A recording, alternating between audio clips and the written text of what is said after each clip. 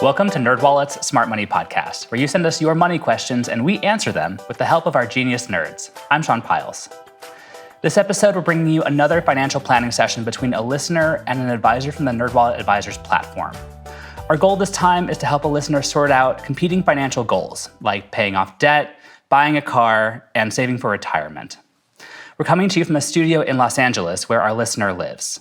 But before we get into that, I'd like to bring back Magda Doemeny. She's a certified financial planner from the NerdWallet Advisors platform. One thing I want to be clear about is that Magda and NerdWallet Advisors are a distinct platform from NerdWallet. Magda will give some advice to our listener to help them improve their finances, and that advice will be given on behalf of NerdWallet Advisors, not NerdWallet. Also, in exchange for coming on this episode, our listener is receiving a free one-year membership to the NerdWallet Advisors platform. Magda, welcome back to Smart Money. Thanks, Sean. So, Magda, we've talked with you before, but give us a refresher on who you are and what NerdWallet Advisors is. Sure. I'm an advisor with the NerdWallet Advisors platform, and what we offer is affordable financial planning memberships that give you access to a certified financial planner like me for a low monthly cost. And what we'll do with that is we will do a review of your finances and create a financial plan with some bite-sized action items for you. And we'll check in periodically throughout the year, but you really have unlimited access to me via scheduling a call or sending us a message. All right. Well, Magda, we know that managing money can be really intimidating to some people, and that can lead them to disengage from their finances entirely. How do you think people can reclaim their agency and make the most of their money, even if they do feel kind of scared of it? I do think it can be overwhelming to jump in and try and sort through your finances if you feel as though there's a lot you have to tackle. But I think the best way to combat that is to break it up into smaller pieces. I'd mentioned bite-sized action items.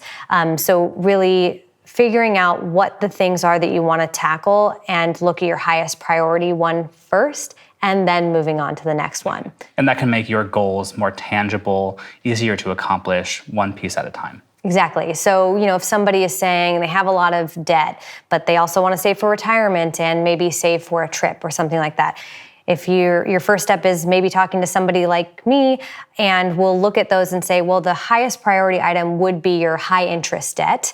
And so let's take a look at that before we prioritize the other items on your list. And with that, we would say, okay, let's take a look at your expenses so we can see where we might be able to squeeze out some extra dollars to pay down this debt, or let's take some cash and pay this down. And then once we tackle the beginning steps of that process, then we can build in something else. And it just makes it a little bit easier to do it one step at a time. Mm-hmm. Okay. All right, well, let's get to some financial advising. In a moment, our conversation with a listener here in Los Angeles. Stay with us. Okay, let's get to the guest star for this episode. Jessica is a listener who is 48 years old and lives in Los Angeles. She's with us now in studio. Jessica, welcome to Smart Money. Thank you for having me. We're really delighted that you're joining us today. So to start, tell us a bit about yourself, what you do for work, what you do for fun, any passions that you have. Well, I'm born and raised Hollywood, California. I work in interior design. I work for interior designers. I'm not an interior designer. So basically, I'm execution. Okay. So they pick colors and designs, and then I make it happen. I've been doing that for 20 years. So how would you describe your financial situation right now? Does it feel stable? Does it feel difficult? Well, at the beginning of this year, I took a really strong hold on my finances, and I watched them. So right at this moment, I feel okay. I feel like I'm barely making it. Mm-hmm. Like I'm just covering the expenses. I can't get further than that. When you say you took a hold, does that mean you were really paying attention to I was really paying attention. And you weren't previously before the beginning of this year? I mean, to some degree, yes, in order to get my rent paid. So of course I had to watch it. But I wasn't really worried about those Uber Eats bills. Yeah. So did something inspire you to get more disciplined about your finances? Or was it just beginning of the new year, you had a resolution? Well, I had a car a couple of years ago, and then I lost the car because it was going to cost too much to fix, and I couldn't get the stickers. And now it's been like almost 2 years, and I'm like, I got to get it together. It's hard to not have a car in Los Angeles. Yep. So I'm like, I got it. When am I going to get it together? How long is this going to go on? So this year I was like, okay, I got to figure out a plan. But 6 months in, I've been looking at all the details and I'm like, I just don't know how this is gonna happen. With all the other pressures of my debt, with, 401k and retirement planning, it's like, I just don't know what direction I should be going or how I'm going to make it all work. Yeah, and you wrote to us about some competing financial goals that you just listed. Yes. You need a car, you want to save for retirement, you have some debt that you want to pay down. Yes. Can you talk us through your goals? I first want to get a car. Then I want to pay off my debt. And then I want to work on retirement. Because I'm not going to be happy at the bus stop just focusing on debt for another 3 years. Yeah, So that's fair. So I feel like that's why I need a car first. Okay, so let's talk about some financial anxiety that you might have. You mentioned that you have some concerns. So what is your greatest concern right now? Is it the debt that you have? Is it the retirement that you're going to be funding eventually? Probably the debt that I have. It's like looming over me. And this is credit card debt? Credit card debt. Okay, and how much do you have? It's about 22K, which doesn't sound like a lot, but it's a lot to me. Mm-hmm. And how did you accumulate this debt? It's a good question. Enjoying life. The Uber Eats? Or did you have an event that triggered going into debt? I don't have a good excuse of why. It just ended Sometimes up that that one day. And then I lost the car. And then I was like, I'm not paying anything until I can figure that out. And then American Express sued me. So you have collections accounts? Yep. Okay. Most of them all are in collection except American Express. I've worked out a deal with them. So I pay them monthly. Got it. All right. And let's talk about how you manage your finances on a regular basis. Do you use a budgeting app? Are you more one for a spreadsheet? Does it all live inside of your head? Spreadsheet. Okay. Excel. I learned how to do pivot tables, and that was the most amazing thing Nice. I could have learned to do. So you have a fairly complicated spreadsheet then. Yes, I put everything on my debit card, and then I have specific categories, and within that categories, I have subcategories. So I can tell you exactly how much I spent at Trader Joe's this month, or exactly how much I spent on Uber Eats, or so forth. And is this spreadsheet a new thing as of this year, or have you had that? This year. Okay. And it's been working for you? I like it. I feel much more in control. Okay, because that can be the hard part, is finding a tool or a system that you can continue to use long term, and you don't just stop using it after a month or so because it's not quite right for your style. Well, I looked at other budgeting tips online, and I used those, but I made one that worked specifically for me. My categories are my categories that are important to me. All right. Let's talk about savings.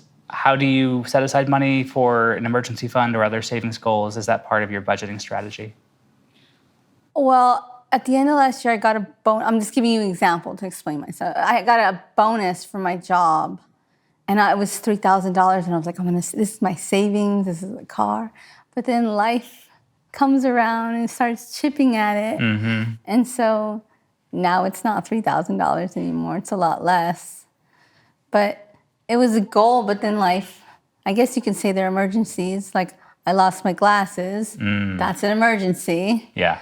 So it really ends up being an emergency account / savings account. But not specifically for emergencies, right? Or do you have a specified emergency savings account? No, it's just one. Okay. Well, at NerdWallet, we are big proponents of high-yield savings accounts. You can shop around. We have roundups that are updated monthly, and I recommend looking into that because you can get a better yield on your savings than just a brick-and-mortar account from a traditional bank. Those banks typically will give you less than 1% on your savings. A high-yield savings account can give you upward of 4% right now. So a lot more for your money that's just sitting there. And so it's helping you grow your savings as it's built out. Sounds good. Okay, great. So I want to turn a little more to retirement savings. You mentioned that you have around 20K. Is that right? So what's your current savings strategy? Are you putting aside a percent in a 401k, or do you have an IRA? I put $100 in each check to my 401k. Okay. Do you know what percent that is from your paycheck? I don't. Okay. I think it's around 4. Okay, great. Well, Jessica, I know you two have been sitting next to each other for a little bit now, but I want to bring in Magda. So Magda, Jessica, Magda. Hello. Magda, I'm curious about your initial thoughts based on what we've been talking about so far with Jessica. Anything stand out to you? I think in kind of conjunction with what you were talking about and then also some of the information that you sent me, I think ultimately, we talked about this, but Los Angeles is a very expensive city. I think something that didn't come up is that I think your daughter lives with you. Is that right? And when that means that, together, you're not just supporting yourself, you're also supporting another person, if not partially. And so it's really important to figure out if your current income can support the cost of living in a city like this. Because I like to tell, there is a floor of how much money you can spend on yourself, right? You can't literally sit in your home, only go to the grocery store, only get your toiletries and sit and do nothing. For your own mental health, we need to find a way for you to experience life. So looking at how much you bring in and how much you spend, I do think we're going to have to go through it very closely to find areas that we can squeeze some money out. Because the first thing that you've done that a lot of folks haven't done is create a great spreadsheet and look at every dollar that's come in and come out. Do you find that in this, when you were reviewing it in some cases empowered you to spend more because you found that you were cutting back in so many areas that you said, let me maybe spend a little bit more in another area? As far as like household needs, I organized it better where I feel like I'm spending a little bit more, but in the long run, I'm not because I'm planning a little bit better on those detergents and paper towels and so forth. Yeah, because I found in going through this, and so everybody has the context, I'm looking at just about 6 months worth of expenses. And when you look at it, you don't net negative every month, but on a whole, you're running about $240 net negative. And one thing you mentioned that I actually suggest for a lot of folks is putting everything on your debit card. Why do you do that? So I can record it. Yeah, and so that you don't maybe add to your credit cards as much as you can. I don't have any credit cards. So, right, and so my question is, for the months that we're running net negative, where is that money coming from? That's the little savings account that I had. Okay, so pulling it out of there. And so how much do you have in savings right now? I probably have about $2,000. Okay, got it. And so how are you funding that? Are you putting a little bit in every month or? Usually when my check comes, I put as much as I can in there, just blindly. Okay. And I'm like, okay, I'll just try to run with this. And then as the month goes on, I'll move money back and forth. Okay, got it. Which is great. I mean, ultimately having the savings account and having the ability to move some over, we obviously don't want you to run net negative from that. We don't want to have any payments that are paid if you are, what's the word I'm looking for? If you overdraft. We don't want you to have any overdraft fees or anything like that. However, I would say if you are looking at this spreadsheet that you had sent through, and I think you had mentioned the things you like to do for fun are go out, maybe Uber Eats, or just go out to eat with friends, tickets, concerts, things like that. And I do think there might be a way that we can tighten that up a little bit without taking away too much of the fun, as well as I noticed you have a side gig of some kind. Can you tell me about that and the consistency of making additional revenue outside of your main job? It's a great side gig. Is I work from home doing creating invoices for a friend of mine. It's basically on my time, and I get $500 a month from that. Okay. And it's really on my clock, so that helps. Is there a way to do that? Because I notice it's not every month, or maybe you do twice in 1 month or something. Is there a way to make that either more consistent or also increase above the $500 a month? Is there a way to bring in any additional income? From that particular job, no. It's pretty much going to be $500. I could be more consistent if I'm just more consistent. Okay.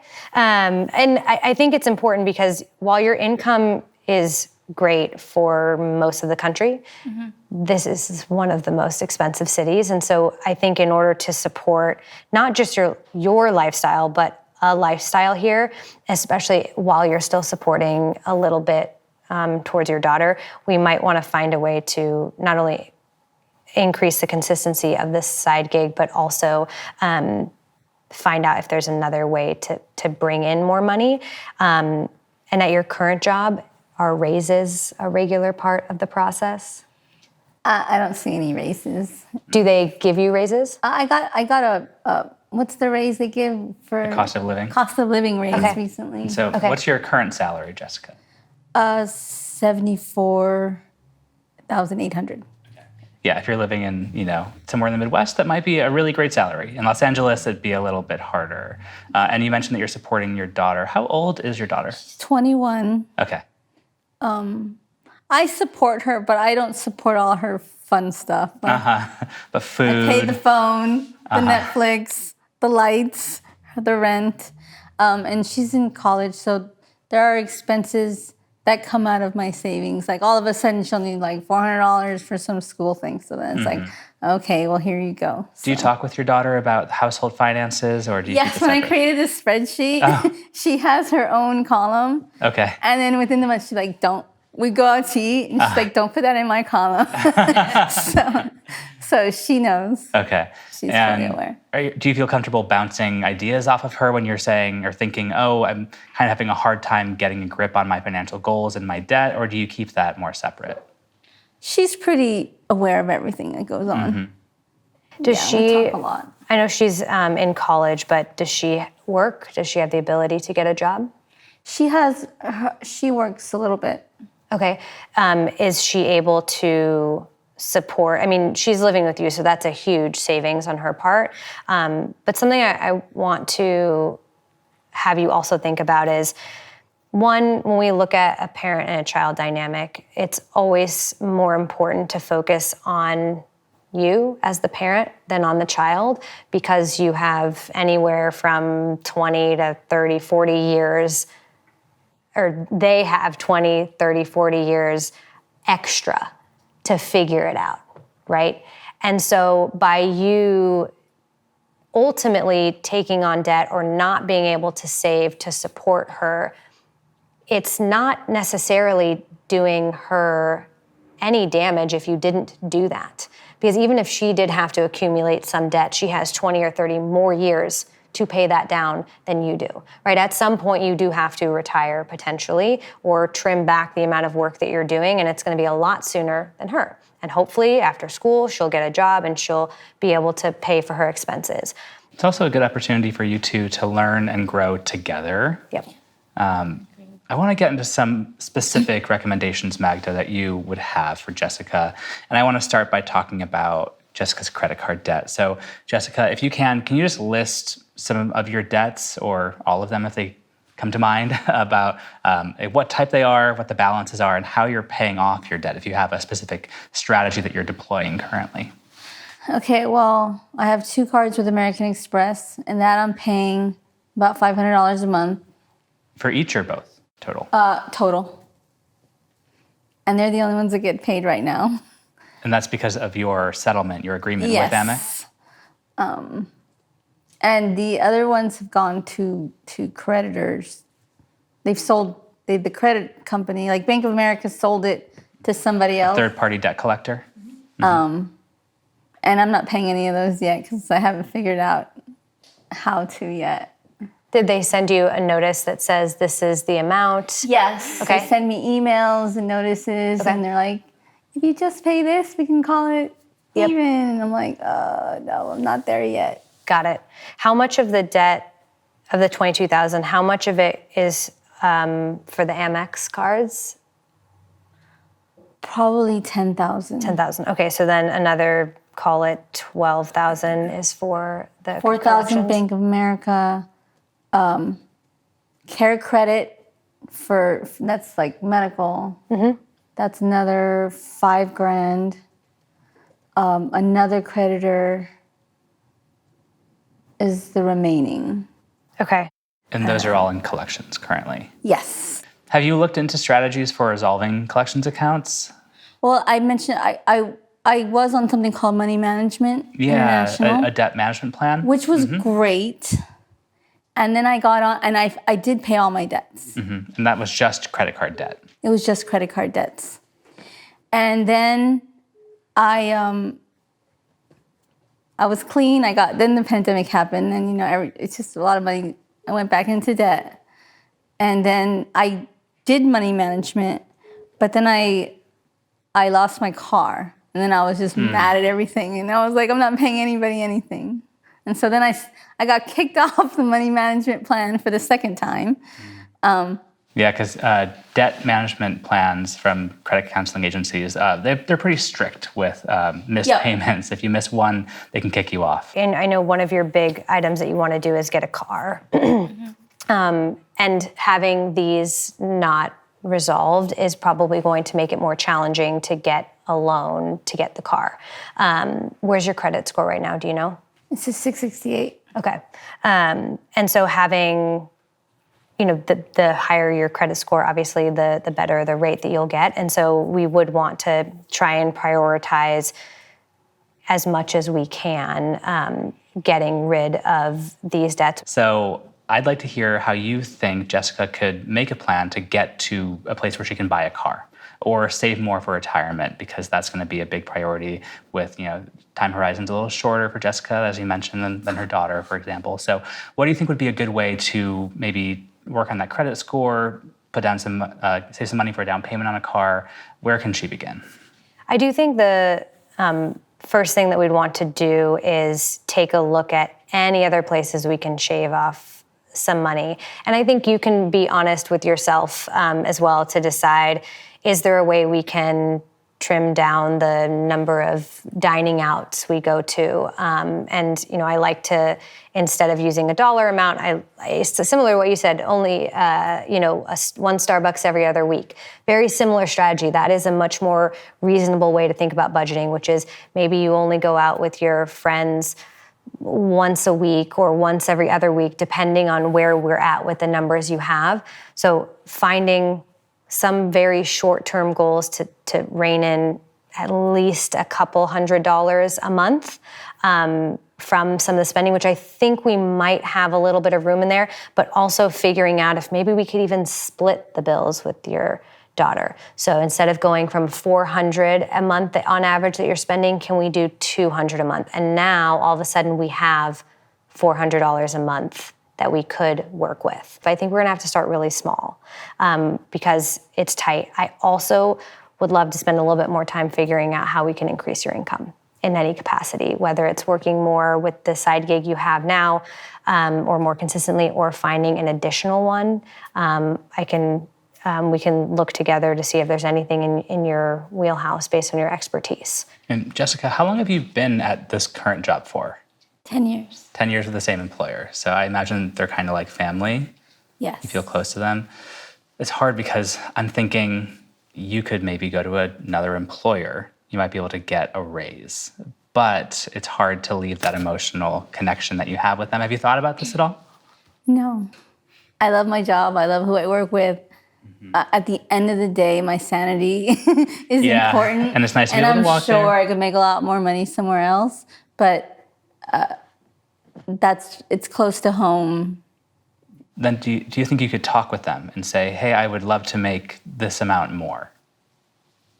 I'm sure I could have a conversation. This is actually the harder path to go down, is to figure out how to increase your income. It is a challenge, but it's something that could be permanent, right, in increasing your income. So I do want to spend all the energy that you put into this spreadsheet.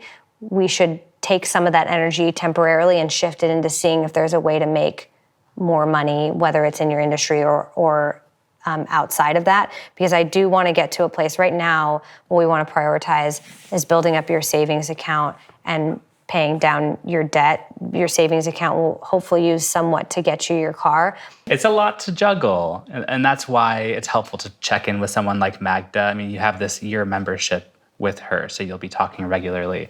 You're not doing it alone. That's helpful. You also have your daughter's partnership. She can be a sounding board in this. I'm glad that you guys have each other through this too. Tell me more about the emergency fund. Like, I'm not even really familiar with that. Yeah. What that means, what that's supposed to look like. So an emergency fund is intended to be, really it's supposed to be if you were to lose your job, right? Because if you lost your job, you could get a little bit potentially from unemployment, but that is usually not enough to cover your rent, let alone your other living expenses. And so for a single income household, which would be yours, we would want you to have 6 months worth of your expenses in cash at any given time. So that's something that we would want to work towards. It could be a big number and it can seem really intimidating, but at the start of it, we're looking for maybe $1,000 in savings, which you have too, which is great.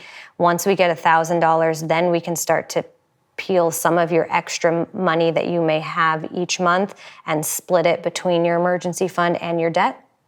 And once we get to a healthier amount on the emergency fund, we don't have to fund it all the way, then we would want to make sure we're also chipping in some retirement along the way. You don't have to have your debt paid down to zero in order to contribute to retirement. Absolutely not. But we want to make sure that anything that's costing you a lot of money, we want to be able to put your dollars towards that so we can get rid of it and move on. And if you're not adding to your debt already, that's a really good first step. So we're moving away from that, but we do need to find a way to trim back. And yes, we would just want to contribute a little bit towards your emergency fund every month.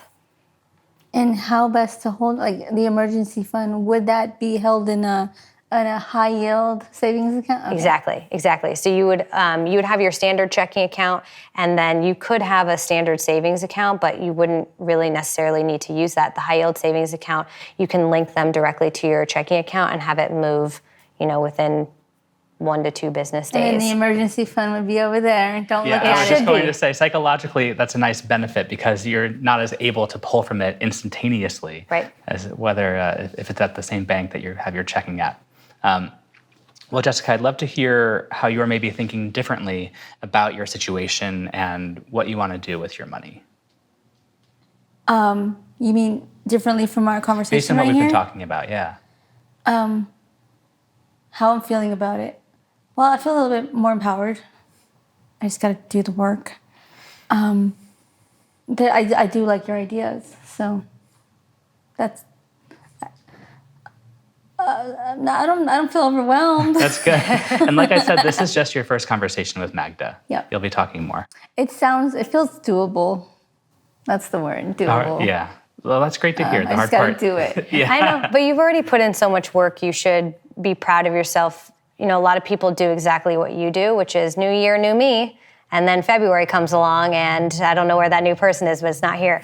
And you've been doing it consistently. And the data just alone, I don't think people recognize that my ability to even point out something like the dollar amount you're negative and the fact that we can even right now identify where we might be spending a little too much is something most people don't have. And all we're doing is talking generally about things that you might be able to do. Like, we have real concrete things because of the work you've put in, and a lot of people don't even do that. So that is super exciting, and if you can take that into some next steps, which I know it's even harder to say, I can't go out tonight because I'm trying to save, but that energy can become more habitual, and you can still be excited about the times when you can spend your money. We'll just do it in a more structured way.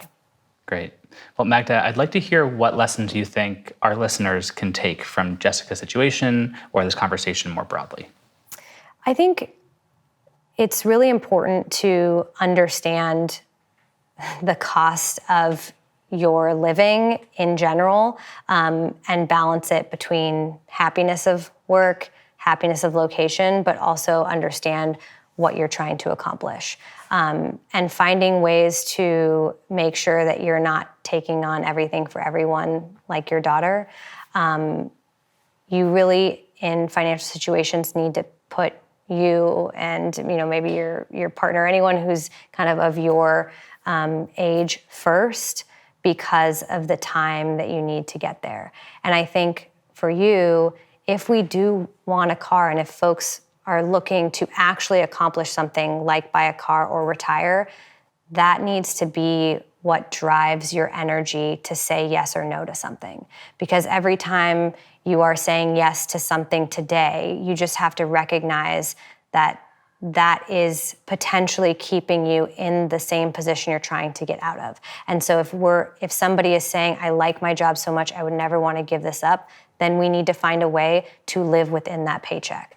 And if we can't do that, then we need to come to the realization that we do need to find a new job. Otherwise, we change the lifestyle so that we can accomplish the goals that we are trying to set forward. One of the two things needs to be true. And I think that is the hardest part of this process, is trying to maintain your mental health and sanity while also accomplishing your goals and making sure that those two things are lined up. So hopefully we can figure out what the true north is in terms of what we really want to accomplish, and if those things are more important than finding other ways to make money. And that's something that we should dive deeper in.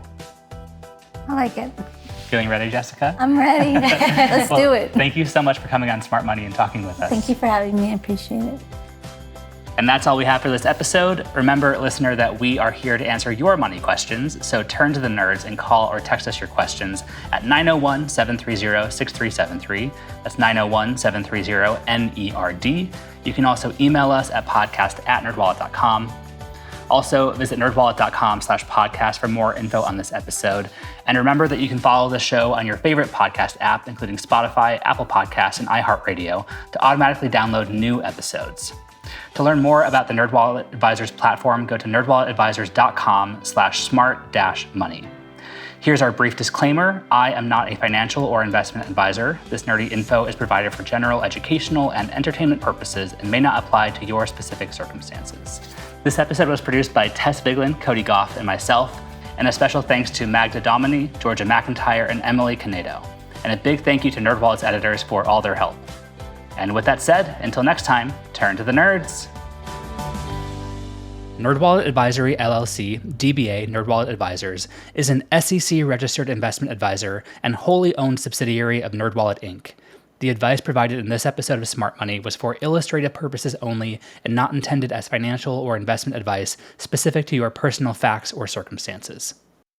Thanks for watching. I'm Sean Pyles, host of NerdWallet's Smart Money podcast. If you learned something new today, hit like and subscribe or click here to listen to full episodes of NerdWallet's Smart Money podcast.